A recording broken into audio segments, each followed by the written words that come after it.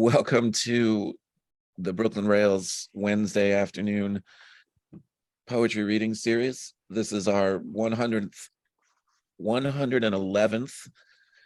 poetry reading, and today's reading is curated by Nikki Wallschlaeger, who's invited Ronald Davis and Lucas de Lima to read with her. Lucas is going to read first, and I'll introduce Lucas in just a second. If you're coming here for the first time, you might want to pay attention to the chat during the reading, as there will be information about what the readers are up to, their various endeavors, and links to their works, as well as some information on the Rail itself. My name is Anselm Berrigan. I'm the poetry editor for the Rail, and I work on this series along with Eleanor, Carolyn, Chloe, Raven, and various others, Ty, and we do this every week. And lately we've taken to giving the readings names, or asking the person putting the reading together in this reading to come up with a name, and this reading is called Howl, Something You Want Heard.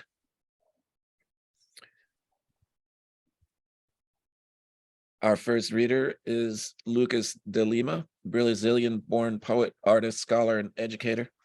They are the author of Wet Land, published by Action Books in 2014, and Tropical Sacrifice, forthcoming in December from Birds, LLC.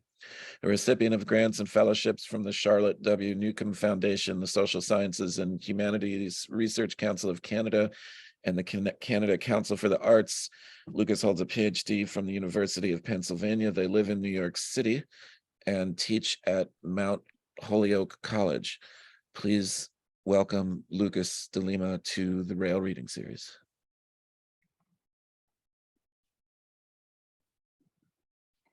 In this dream, I have the body of a chicken instead of a heroic bird. I dream my way in and out of neo-fascist Brazil, where I was born white before immigrating to the United States as a child. Variegating, my feathers take on shades of white, beige, brown, and pink, an excess of vision through my third eyelid.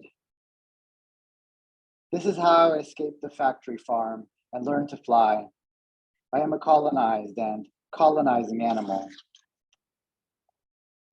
Because my foremothers survived, I open my eyes to a spectrum of light, color, and motion broader than human sight. At the farm's edge, undomesticated, I can see through myself, a species of tropical decay. I am a product of race mixture and rape at the hands of European fathers. I am the beginning of the end of the world. I reincarnate with sisters and brothers who are already here before the chicken or egg. This is the emanation of ancestors. A chicken's UV light cone detects at the border of human and non-human, female and male, north and south, illness and health, spirit and meat. This is how a flock breaks the lens of sacrifice. In the country whose territory slices the lungs of the world, the sky becomes our open vein. The white people, they do not dream as far as we do. They sleep a lot, but only dream of themselves. Daviko Penawa, the falling sky, words of a Yanomami shaman.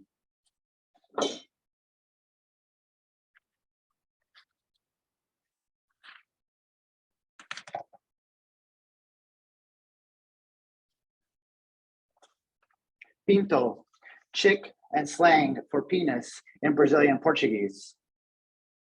An orange bloom at dawn, behind the corpse of Pinto's father, strewn on train tracks.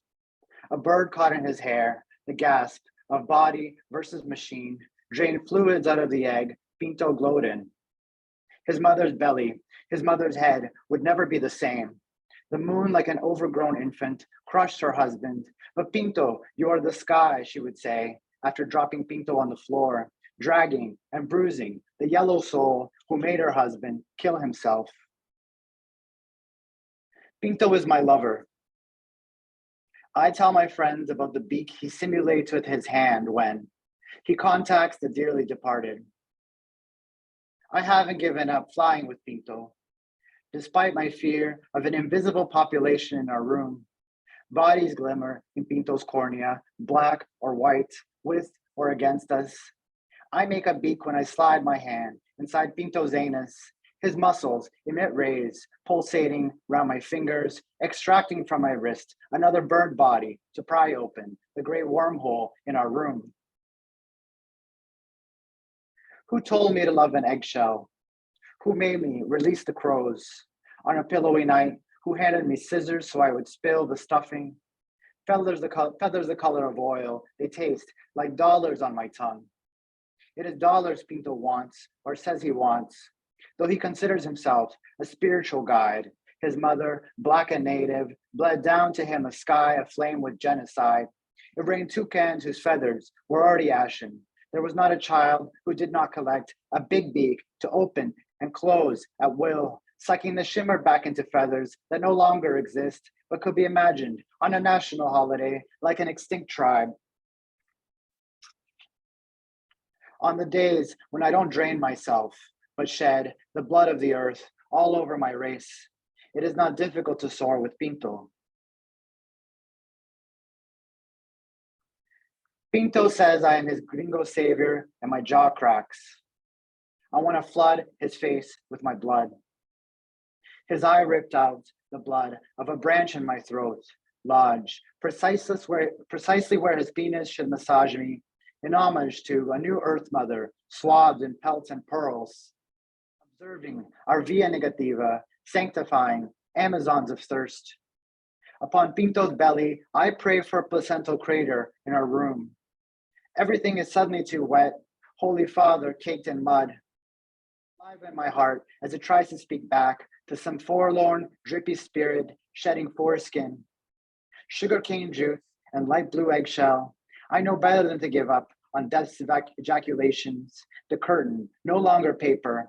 Into Pinto's little bill, I shove my hand, making his throat convulse from my thrusting. Yes, Mother Jaguar says, you must fist him in the mouth to find a way into his entrails, the dagger in the nest where he was stabbed right out of the egg. Pinto and the dream of the unified jungle. Pinto and the misdiagnosed neurosyphilis. Pinto and the HIV he hid from me. Out of the wheelchair, he rolled down the stairs where the air looked like a window. I, warrior at the bottom of the stairs, my Tropicalia garb, my plastic butterfly mask, my wooden glass-cracking dagger. Because of the virus's sudden visibility, I could mutate into Pinto's mother, the world looking at us like the maw of a gator. I felt wings once more under the skin on my back.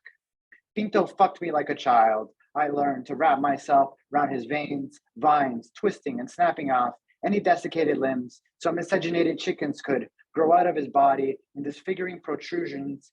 Pinto quivered, a hologram and heart of palm, a blackened core, oblong, promising germination, a thunderbolt like a bridge to everything that flies into our vortex, to die and be born, waves of worm and flesh, impregnating our country, shriveled again on a crucifix.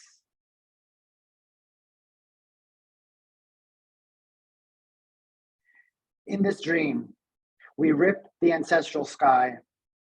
In this dream, we betray our landlocked species. In this dream, we refuse to be born inside empire's dreamlessness. Clara, philosopher dog, dripping from her beard, the merging of banks, bones, and soy farms in her head, gazes at Pinto, her baby bird owner halfway between reptile and angel. Inanimate branches of thought at dawn, broken down into sparkling specks. I roost on a rocking chair. I watch everything in the room be human for something else.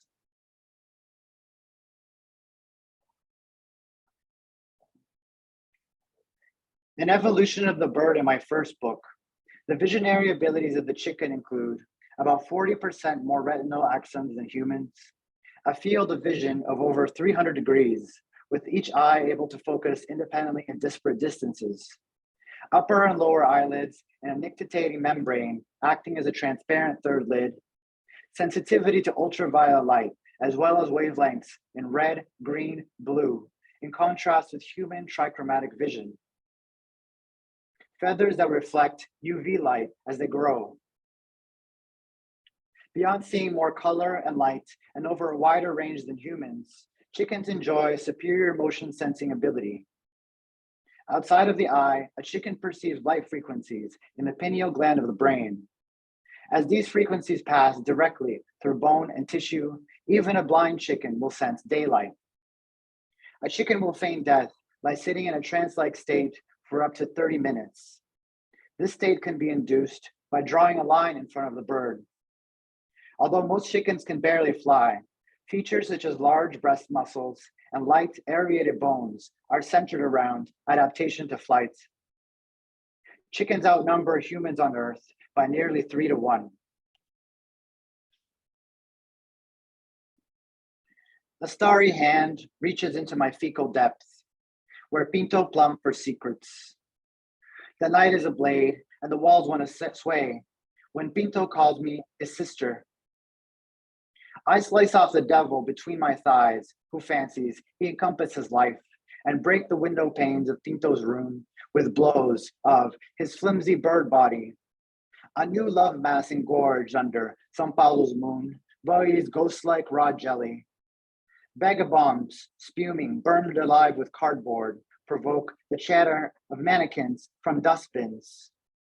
Our orifice flicker like electrocuted pigeons about to lay an egg, speckled in the ring, about to lance the egg at grounded denizens. A savage melody airily repeating, Pinto, Pinto, Pinto, until he never fades in a demon-packed world, until he orders me about with the chicken essence of a medium beheading a rooster and smearing its blood on his seropositive body for a fee of 100 reais, anchoring spirit society in a stronghold of whirlpool and clouds, daubing Pinto's flightless body black, white, red, and spirals of permanent welts, scars, scrofulous inflammations, crying, Pinto, be immune to the sky pivoted against you. Pinto, come back to our eyes when you die. I behold Pinto every day. Pinto tells me to look up. Until the jagged mass of genocidal flesh remolds itself into a jaguar, writhing so her rosettes blur. Killing everything but a memory we never had. Indissoluble saints, hypnotizing our knots, imitating the cry of the ocelot, the whistling of the sloth, the shout of the macaw, and a tree. We no longer situate on the opposite side of the earth. All I want to say is that they don't really care about us. Iroko, tree we worship in memory of the enslaved who preferred 200 lashes instead of fulmination. Live blood running down the trunk instead of latex in the thorax. In Pelourinho, nothing grows, and a child's spirit offers popcorn. Sky not ablaze today, but muffled with clouds steered by Iroko. A handicapped beggar observes with us the batucada. In the square, they whip the man who would not cut down, the tree whose name fabricates thunder, Kernel of Africa, where J. Christ was filmed as MJ. Iroko exploded, his light skin off the drum.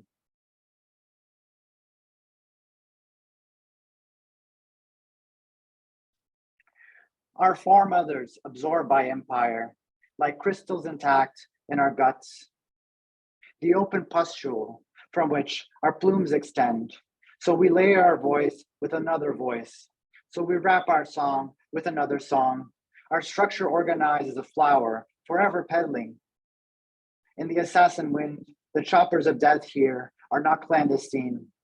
Unlike the rivers under São Paulo, where we barely breathe, Espirachininga, where we barely breathe is where me and Pinto put our beaks to the ground and suck out a scorpion, crying night and day, remembering a time when there was no night, remembering the Kayapo myth when there were no stars, no horses, but stories about horses. We unsaddled ourselves inside. We were born in a crystal angle. We were born next to an axe. We were born in the image of epidemic beings who starve for the root and thirst for the crack. Everything red in the halo where roses burst. Like a beat savage dream, like a white, frightened hive. It was so hard to concentrate after we were born. Though we nursed from a mare who discolored our eyes, she was not our mother, her eyes could sadden and sink into us. Because she was not our mother, emaciated muscles throbbed as our cysts, clouds of dust, bowels of the earth in a galloping swirl. Don't want to be another white feather, searing the ground. The first words we thought and did not say, our overexpanded cry to the mare, who was not our mother, but fed us blood at nightbreak.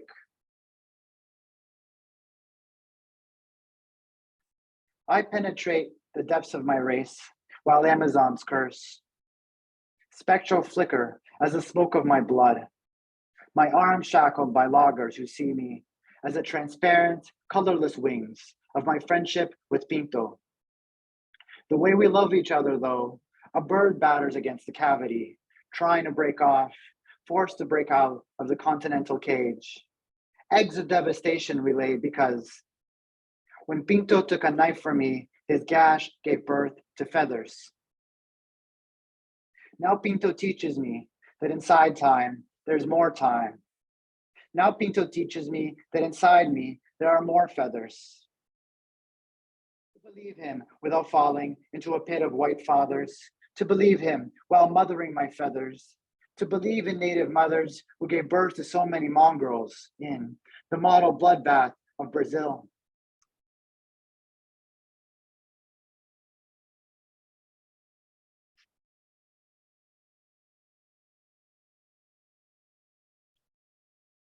See, They Don't Care About Us, Michael Jackson's 1996 single.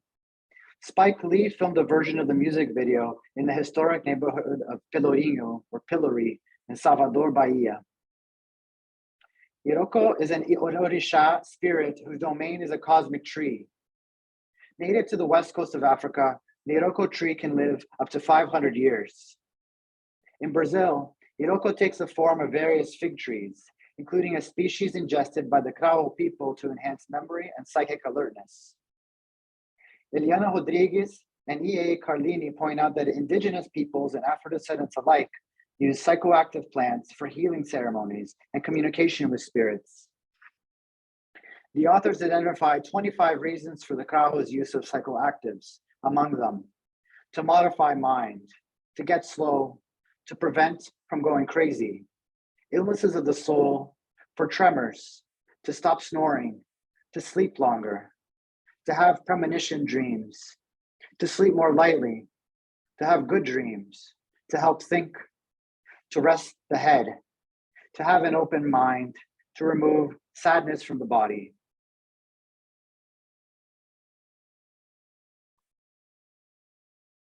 Introduced by the Portuguese, chickens played a key role in Tupinambá society during the 16th and 17th centuries.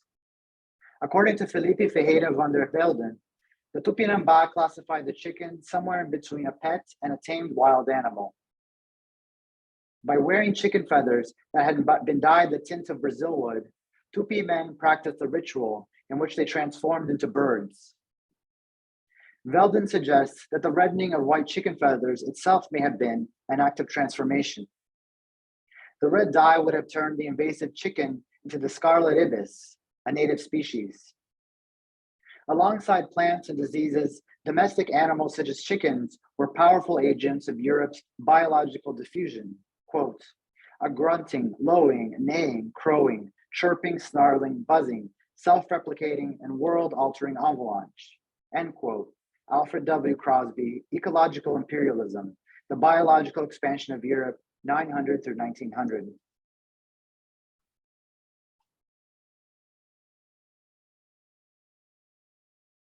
Shots fired to stay alive and be heard by the denizens of Carioca. As the sound of Pinto's belly carried on, a cocked red-bellied thrush, one of our instigated messengers, like Santo Bruto, saint in the rough, forged out of excess water, excess gold, excess suffering, the trunk of a jackfruit tree, uprooted from Sri Lanka and spread across Tijuca in the marmoset monkey, streaming of fruits like eggs, edible when immature or when they've matured, thrush, riotous as the national bird, whose blood belly screams a machete's chunk, a machete sung into the heart of a jackfruit, kills the child who should have never been born here. Thank you.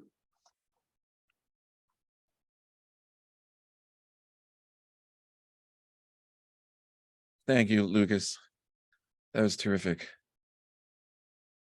That's an amazing mask slash hat, or I don't know. It deserves many names, I suppose. Our next reader will be Ronald Davis, aka Up From Some Dirt. Up From Some Dirt is autodidactic in poetry and visual art and is the author of 2 full-length collections, Deifying a Total Darkness and To Emit Teal. A 3rd poetry collection, The Second Stop is Jupiter, is due in fall of 2023, as well as a collaborative picture book, A is for Affrilachian, with the Affrilachian poet Frank X. Walker, due February of 2023. Brother Dirt lives in Lexington, Kentucky, with his partner, author Crystal Wilkinson, who is most recently author of the novel The Birds of Opulence and the poetry collection Perfect Black. Please welcome Up From Some Dirt to the Brooklyn Rail.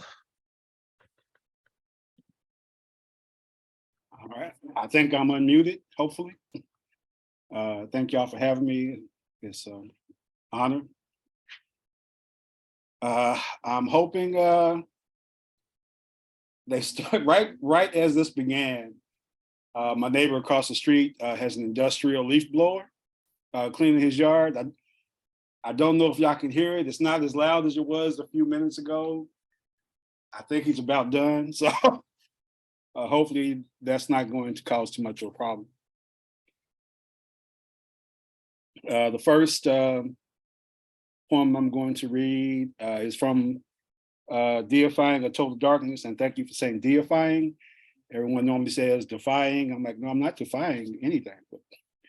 But, I didn't provide any purchase information, so I'll have to email that, and maybe they'll Brooklyn Rail will provide that later. The Houngan Space Capsule. The spacesuit explodes, petals cascading black with purple tips, a rolling heat since liftoff. The astronaut was a houseplant, every petal a Ghanaian medal, the gold medallion, and then elaborate for the bottom lips of non-white poets, drifting throughout their diasporas. Each stem a song, however it's said in space, no one can hear you theme.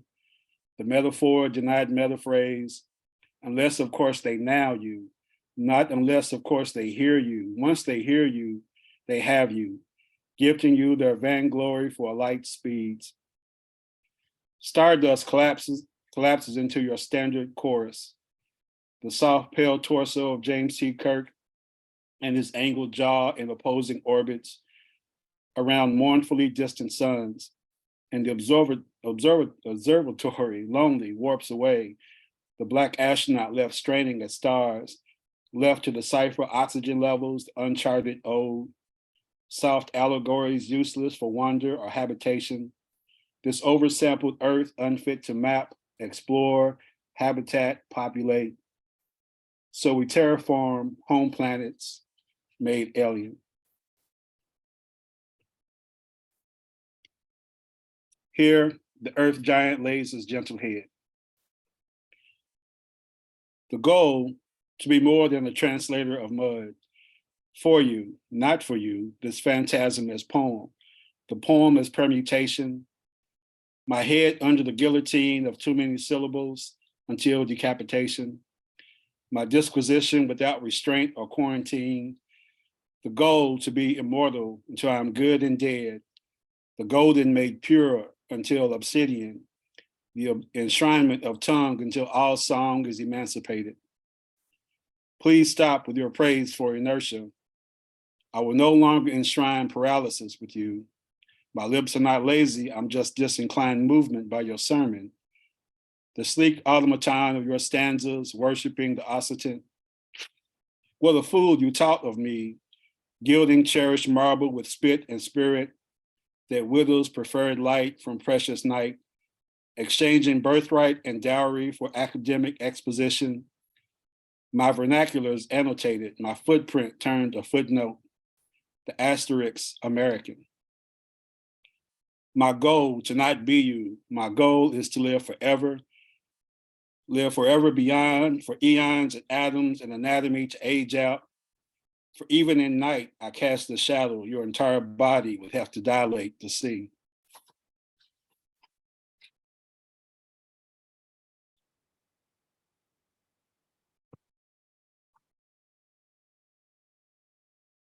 Photographer catches the exact moment a volcano erupts.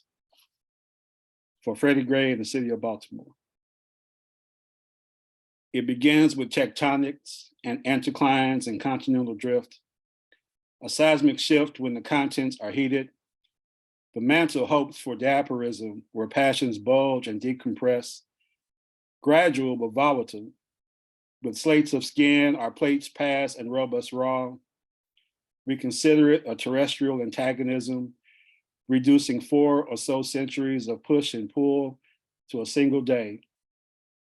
The rebirth of the universe in a pant for air. The collapse of Gaia's own event horizon. Some would call such a spew spiritual, an infernal faith channeled through space and time. A systemic science that funnels magma carta like a broken trail or a ruptured spine into bright bewildering.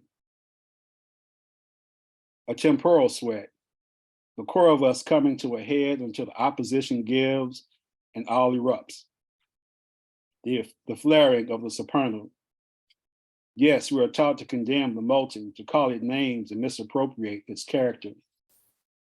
But oh, how there's such a crepuscular beauty within the body of the igneous, the bowels of heaven divinely flaring, celestially creeping to our very doorsteps. Yes, the earth, it heaves, inhales, and sighs, and only wants to breathe. The lungs open, a fusillade of blood and life. But after all, what poet doesn't romanticize Vesuvius? And what if consecration has a Black body? Would you still sacrifice your blue-eyed virgins, their blonde heads in the hands of Black pluming gods? Would you salt the earth? Would you still pray for a bountiful harvest?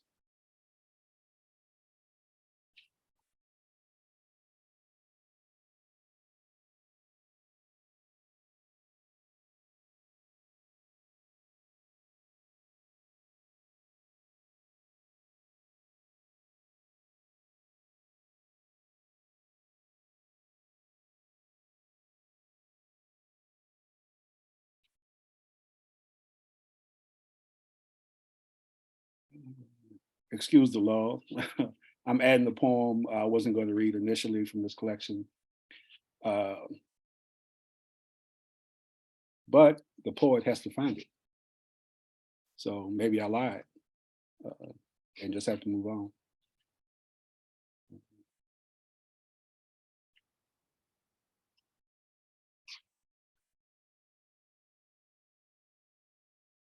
Pell Grant for a Space Force. I roll up in the buff, a ball of wolves, at your window, to your door. I'm cardboard, a cobalt like the blues. My banjo is a cigar box, a jumble of old bra straps and 3 strands of mountain locks for strings. My head is carved from wood, a pearl mass, with a Koshanic crown, words stacking within words like a canopic jar, or seeds within a pomegranate. My love for you is a dead wasp at the center of a fresh, budding fig. Can I woo you with kisses contaminating, lisp laminating skin, your putty left impressed, concussed by the inks seeping until that settles that. Tea steeped in honey. All I'm saying is watch as I pull a habit from this rack, or for some other broken stanza made prone from depreciating similes. The night sky pouring through my windows like a faucet, stars pooling at my feet. It's like I'm Wazoo, Valentino Liberace, and Patrice Lumumba's love child for you. Candomblé meeting candelabra in the wild, and in this sentence, the engine stalls. My emperor has no clothes. No one has more no clothes than he. Come and see what the most least looks like. Language devoid of lingerie. Like you, I was born in an alternate banality. I'm anti-fascist and it keeps raining ketchup. No wonder we're American, but I'm not a peeping Tom. I'm only here for the kidnapping. Grab your coat, the ransom note written in crayon and sausage gravy, so authorities take me serious. Here be dragons begins our wedding vows.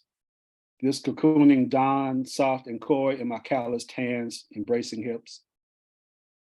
Lover, if there's a vacancy for a make-believe friend, let me in. If I eat you up, I'll let you out, I swear. Isn't the cryptozoologist in you just a little bit curious?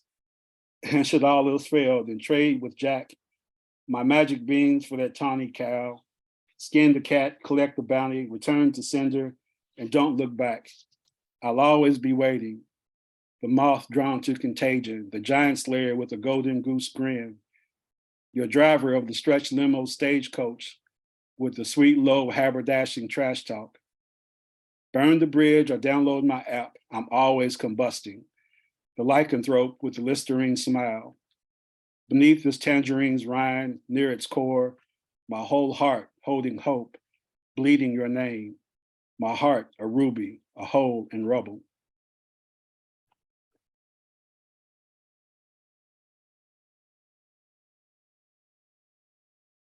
These next three poems I'm reading from To Emit, Teal. Field Song for Anansi's All-Seeing Eye Agency. We are pocket protectors for Father Todd, a progeny of pith and phantasm. We radiate from middle iris, ocular terrestrials, Octavia division. Wayne Shorter is our sheriff. Our ranks swell with bookkeepers and beekeepers, junkies, psychosomatic surgeons, cutthroats, and seasoned translators of the sky. Liars in collusion to set the record straight setters class of 1985. Our strength is in our license, cartographers for non-charted countercultures. We are field agents for third world from the sun. So it's okay for you to answer us. Did you get a good look at the upright bass that hit you? Was the perpetrator a quintet? Was a flugelhorn involved? We speak in poem of soft calculus, and we all flash badges. We bear sarosophones in our hoisters and carry hearts on our sleeve. Yes, our shared perspective is a household brand. You can trust us with the tip of your tongue, the cyst in your eye, the thorn in your paw. Before I was so rudely interrupted. The brimstone in my tear ducts is not for you. It is for you, but my swan song isn't full of sulfur. Never have I fee-fi-fo-fummed the Lord's Prayer in a poem. Not once have I prayed to the Billies, Batson, Merwin, the Kid, whose mountain hideouts are not my cathedral. It's none of my mythness, mirroring it up, putting the seal on virility by getting lost in the forest, stealing the virginity of American freedom, where fitting in means we forget about slavery. I was raised on quilts praying to Canada, wherever that is. It doesn't have to be pristine, it must only keep its promise. I feel faint. Someone always slips Dionysius into my tea. Robbed of backstory, you gave me blackface in biography, placed a bid so high on birth that I can't now afford death. Your welts on my back are not of Banksy, yet still I excel at art. How could I not turn anything but surreal? I 3-card Monte grams of Molly in verse. Its mastery took me so far north, I jumped maroon, landing in Brazil and the Caribs, made simultaneous a skill set. I asked for sleight of hand, you gave me sleigh bells. Even in my sleep, I'll walk with my hands up. Why does it wrong you to free me? Told to heel at your boot is so much worse than just getting off on the wrong foot. Never said I tamed a vision, I said I mastered fishing.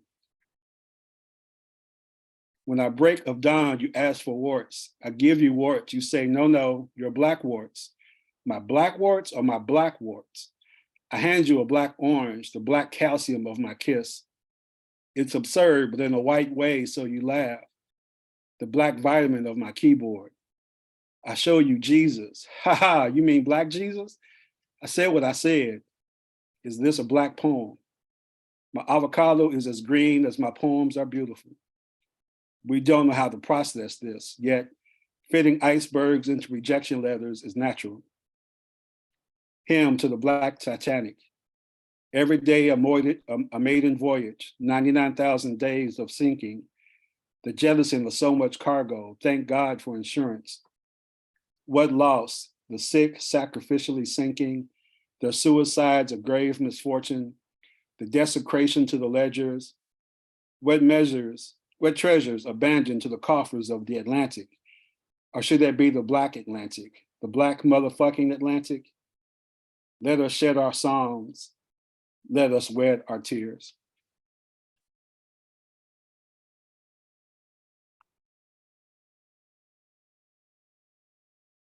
High horse. Quick, turn this blank stare into parabola, into flight plan, into hammock. Log the smear of ink. Bestow icons in a crumpled time slot. Free verse sold for Bitcoin on the dark web. Be bandit, the dim gray barrel of the poem pushed into the forehead of the night guard. Jabbing into the high morose cheekbones, the dull ruddy dimples of the bank teller. No sudden moves. His granddaughter reading aloud my list of demands, a tender little note like a thank you to Santa. It says, the princess invites you for doll babies and tea. What is riot if not the sea calling?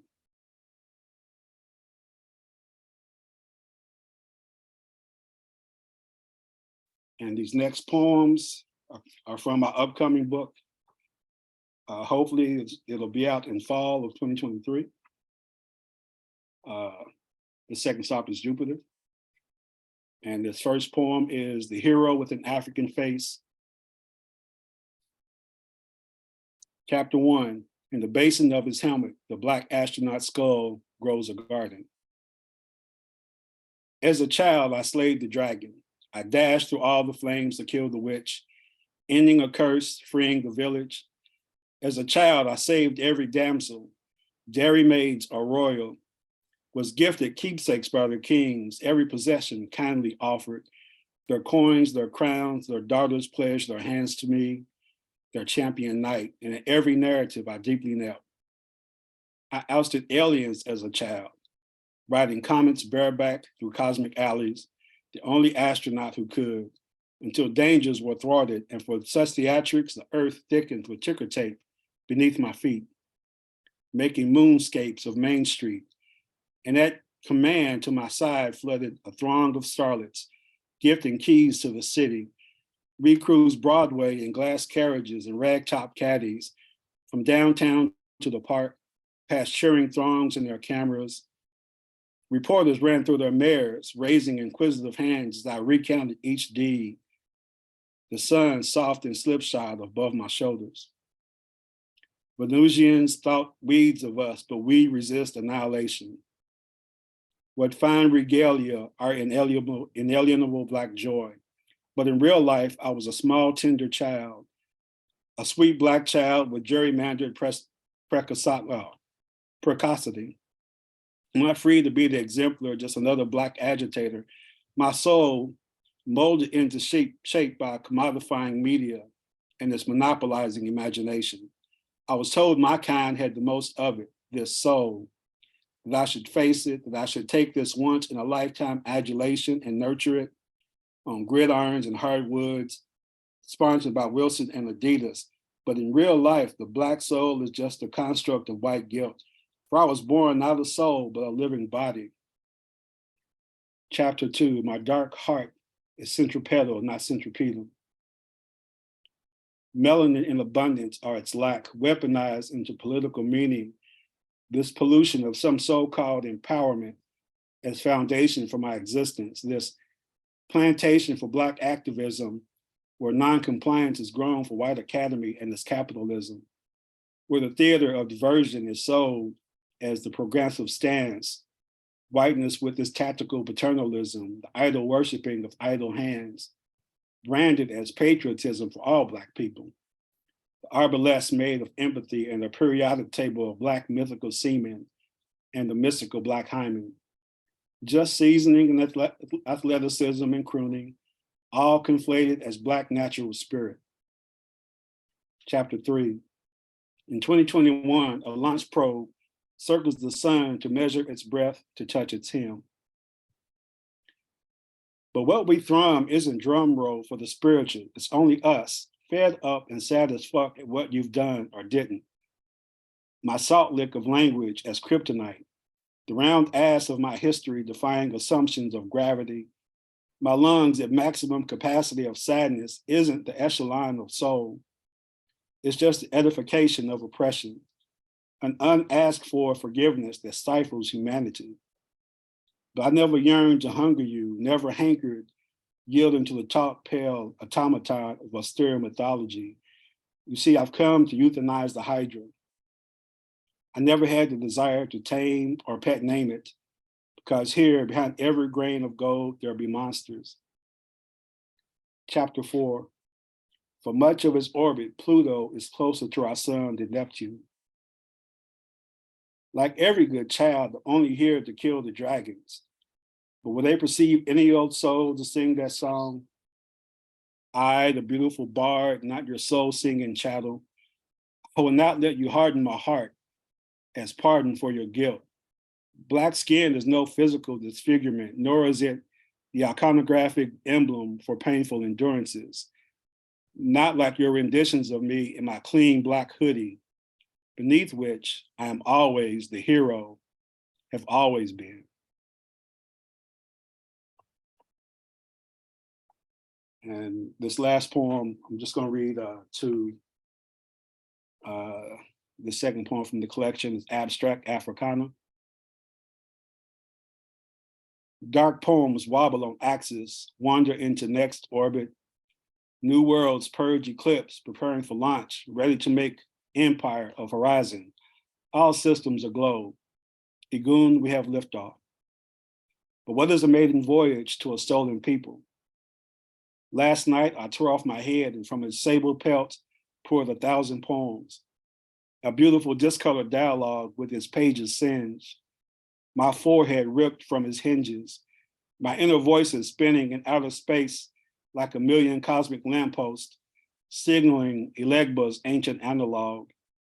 Every hair on my disconnected head, its own cathedral coiling into God's unkempt lighthouse. The oscillation of the Black bucolics, a southern filter with a touch of botulism. Came these, this compost of neck bones as ancient beacon, a concordance of insight mapping tongue where inner lights softly refrain. A strobing into promise, a sloping away from silence. The cognitive concurrency of the soul and summit, my severed head serving as halfway house for broken history, becoming the globe around which my gunguns safely swoon, looking to gild moons of their own for poems within themselves, a home away from home where life and language are tethered as one, where mouth and this very moment are infinite, conjoined. From the black hole of a headless body, the booster rockets are falling away, and I'm sure I'm hearing roosters. Can you not hear them? I hear them, each and every one. Thank you.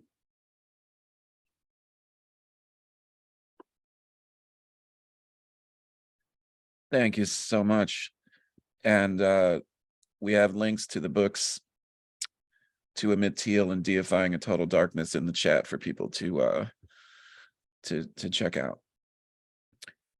Our last reader is also our curator today, Nikki Wallschlaeger, author of the full-length collections Houses and Crawl Space, as well as the graphic book I Hate Telling You How I Really Feel from Bloof Books. She's also the author of an artist book called Operation USA through the Baltimore-based Book Arts Group Container, a project acquired by Woodland Pattern Book Center in Milwaukee. Her third collection, Water Baby, is out from Copper Canyon Press. She was a visiting associate professor of poetry at the Iowa Writers Workshop from spring 2021 to spring 2022. And her next book, Hold Your Own, will be released from Copper Canyon. Details to come. So we got a lot of books coming out to look forward to. Please welcome Nikki to the Rail. Hi, everyone. So I also forgot to mention in that bio that I have a chapbook coming out from Spiral Editions called Trends for You. So I'm going to read from that today as well as some new poems. Trends for You. Bannon, Demonic Skulls, Break My Soul. Rose Garden, Tina Fey, Fear of God. Sunday Funday, Black Widow, Super Contagious. Orioles, Backstreet Boys. Sold, Honda Prelude 86, 2.0 SI 5-speed for $40,000. Trends for You, too. Maggots, Cloudflare, Union Strong. Plan B, Quiet Quitting, Elvis. Smackdown, Dead Man's Pier, Ted Cruz. Diamondbacks, Submissions, Oedipus. I am beautiful as a statistic. Here is my lipstick. Trends for You, 3. Dan Rather, Good Saturday. La Crusette, Ivermectin, Girl in a Box. Base Camp, Seven Sisters, Direct Sales. Purple Petunias, Funeral Potatoes. Midjourney, Warbler. What did the 90s smell like? The Panic of Patchouli. Trends for You, 4. Blacks, Husbands in Italy. Commander. Safety Car, Citizens United. Dogs. Floater Game, Gorbachev. Cuff It. Grace Slick, The Victorian Story. We're everywhere. Feeling meh. People will exaggerate your defensive skills. Trends for You. Flash sale, flash sale, flash sale, flash sale. Jane Fonda, flash sale, flash sale, flash sale. Kissinger, flash sale, flash sale, flash sale. I hate politics and I hate the obvious answers. Trends for You, 6. Crystal Fascist, Breakage, Sarah. Asking Too Much, Bear Market, Dataland. Pick up the tab, everyone go home, Wilkes Barre. Regardless, Pencils, Prep Fashion. Mark Rothko, number 16, Red, White, and Brown, 1957. Trends for You, 7. Labor Day, Placebos, First Lady. Moose, Sickle Throat, Hunger Games. Right to Work, Lightfoot, Every Situation. Red Squirrel, Mercenary, Original Sin. Every woman's son is her potential betrayer. Trends for You, 8. Goodbye, Wither, Raw Footage. Twins, Furies, John Denver. Life Update, Blocked, Hit Dog Holler.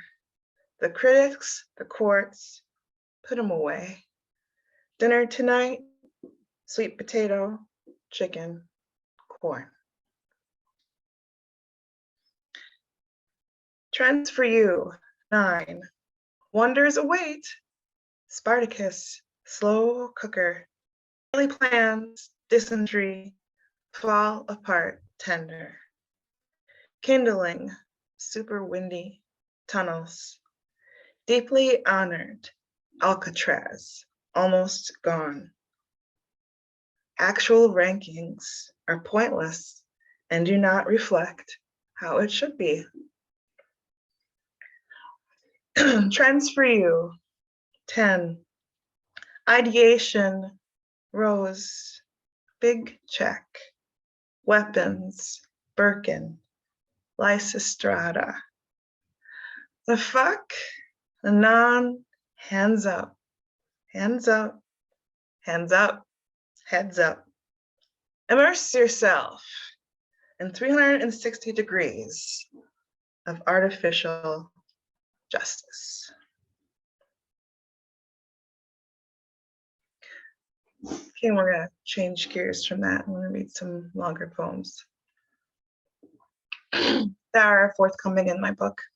Hold your own. Real snakes. Two coiled black snakes. I've come to unshackle your minds from metaphor. Every now and then, poets exercise the right to say enough, shush, luxuriate in their inscrutable moves. Burn your keyboards, poets. Who has seen a real snake living their best life openly, without a shadow of doubt, chewing after them? Would you shriek and hug a friend? Would you think it's a bad omen, a flick of loss, death? Would you feel certain your fear is the right one to have? You made the snakes nervous now, of course. Watch them go into hiding, far away from your ambition. We are left with the tin type of memory, the day we saw two snakes enjoying each other candidly in the grass. Now you tell me, dear poets, which is more sublime, the material you are eager to confiscate, or the fresh wave of creature pardoned by an unseen God before you?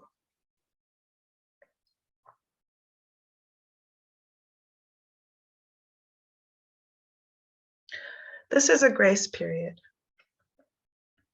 Granting grace, buying and selling grace, casting iron grace, grace in the cupboard behind the hot cocoa packets, grace in my bathroom grout, blue ribbon grace, hand-me-down grace in a truck coming to empty the septic tank grace, the grace of lightning bugs before lights out, concentrated new formula grace, an extended motif on grace. Good morning, grace grammar, the law of grace and attraction, uncanny valley grace, of Emit with a hole in it grace, grace for children and the lonely, swallowing my grace, battling graceful demons, graceful savagery on the stage, the pitcher's mound of grace, back in the saddle grace, professional assistance with grace, the grace of minding one's business, southern discomfort grace, violescent dogs of grace, corrective torture of grace, holy rollers on my itching scalp grace, grace of no return, grace of disengaging, desperate and unpopular grace, rooting for the most pleasurable grace, grace revived, grace deterred, inhospitable grace, the grace for misplaced antipathy, grace for folks who don't know any better, God's grace for folks who just don't fucking know any better. How to write a war poem. You must feel helpless. That's what brought you here. You've been watching the news. You feel outlaundered by selfhood, extravagance, and targets. You ordered a book on how to survive a nuclear holocaust, just in case modernity ratifies its favorite wish. The landscape is misting, makes you think of smoke. Are you shaking your beveled fist at God? Is there significant change to the bloodhounds of memory? Do you cover your head in public, in private? What do you do when your children are lucid consumers, when you're being flagged down by instinct? You want to believe in kites? Makes you think of airspace? Have you backfilled your mentions with non-denominational prayer? Do the mountains wink when they transcribe the sun? What is the best way to defend the honor of life?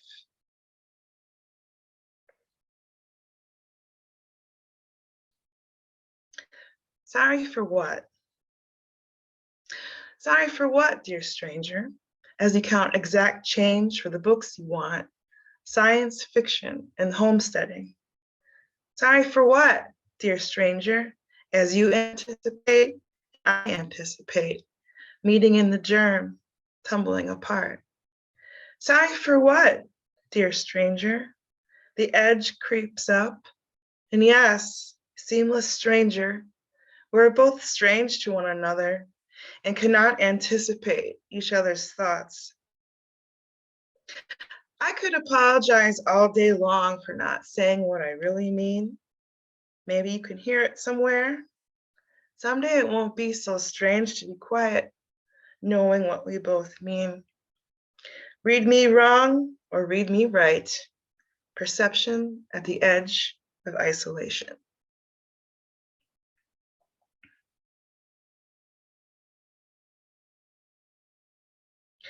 Gemini man. Well, they live in the sky where their best friend is themselves. The sky is a thin vagary of hope, but it's when they come to visit is where the trouble starts. In the stratospheres, they live on information, and information travels from the people and communities who create and nurture it. Now, the Gemini man, being a sky being, has taken the position that the best place to capture knowledge is to simply live above it instead of applying it. It's a skyline ploy that gives the appearance of deep wit and benign cosmopolitanism. Breathing is, after all, liberally available to everybody, and sometimes dense breathing, twinned with pride, gives off the eloquence of refined luxury of thought, especially if the Gemini man managed to secure certain literary positions of past and present authority based on theoretical meritocracy. For who is the Gemini man without his control group? The rest of us, struggling in our primitive Pizza Huts and tax paper shanties, diagnosed by Dr. Mehmet Oz with psychosocial disorders like drapetomania and kleptomania, are desperately in need of a singular thinker to be our philosopher, mogul from the goldfish bowl, to guide us to the promised fictions of Western intellect, where freedom, that great nomenclature invented by the French, is allowed to exist in debated theory only.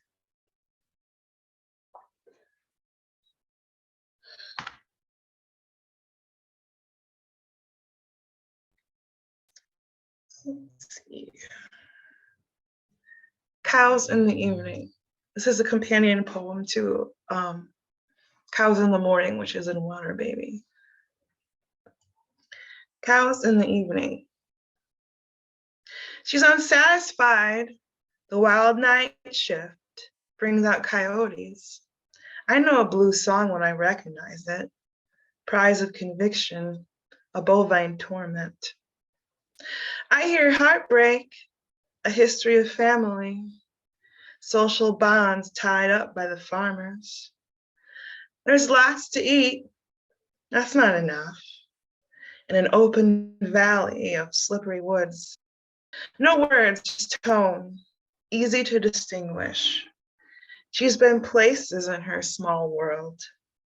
Big butter for their American dreams. The herd is silent. They feel troubles, don't know what to do about theirs or her own.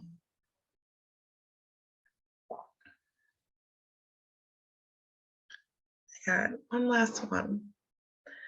Van Gogh's Sunflowers.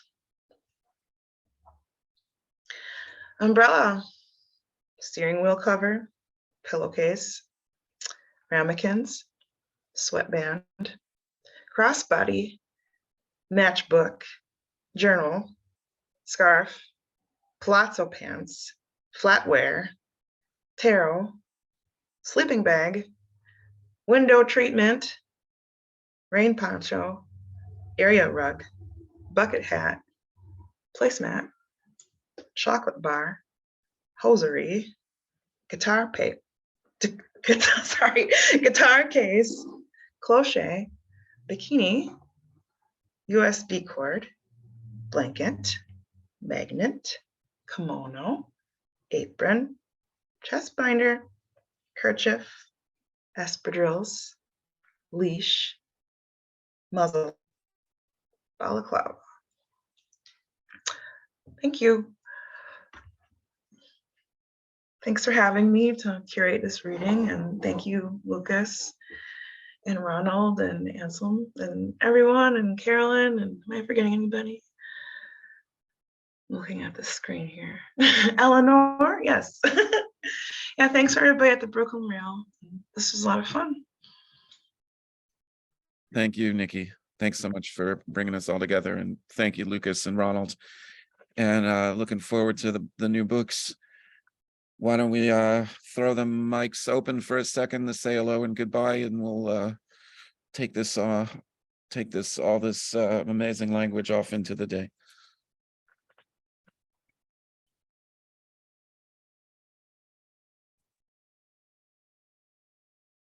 Well, I've had a good time. Thank y'all for having me. So much. That was incredible. Thank you. It was brilliant. Absolutely wonderful. Thank you all so much. Great. The recording of the reading will be up on the Rails website the next day or two, so that can be circulated. Thank Sounds you. good. Thanks so much. Thanks, everyone. Have a You lovely made my rest of your day. Yeah. Thank you, everyone. So lovely to read with you, Nikki and Ronald. Thanks, everyone. Good It to was see good. you. Yeah, it was great to hear you. I remember you showing me parts of this book so long ago, so it's nice to see it. Yeah, full circle.